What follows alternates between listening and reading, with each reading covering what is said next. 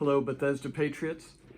I wanted to talk to you today about an annual school event that is one of my favorites each year, and that is Prayer and Praise Night.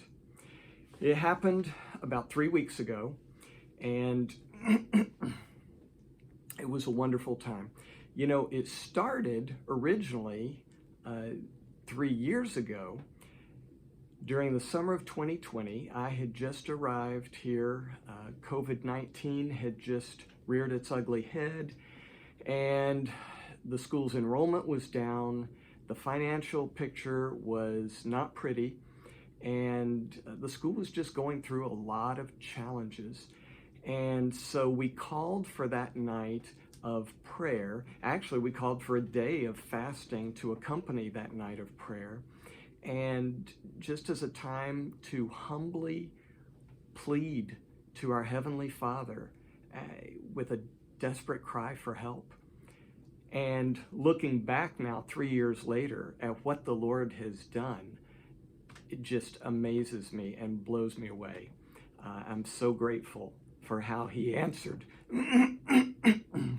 for how He has answered those prayers.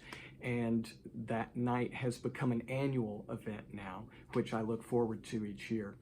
There were a few things that made this year's Prayer and Praise Night very special, though. Well, I will say memorable, if not special. One of those was the fact that because the elementary gym was being renovated, we could only meet in the high school gym, but the high school gym was without air conditioning that night. And it was one of the hottest days of the summer, and we were all dripping sweat as we gathered together and sang praises to the Lord. And yet there was such a spirit of joy, not a word of complaining, and it was just a sweet spectacle to behold.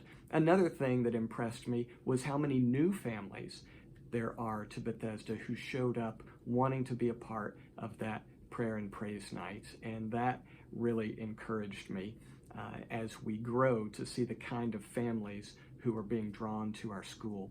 And then thirdly, I was impressed by just the wide variety of people who came.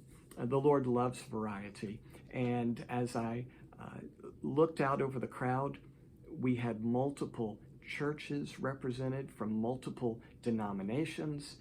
There were multiple ethnicities and cultures, socioeconomic backgrounds, and even multiple nations represented in the crowd. After we got through with our corporate time of worship and song, we split up into smaller prayer groups, and I ended up in a group with a family who has come from a country on the other side of the planet.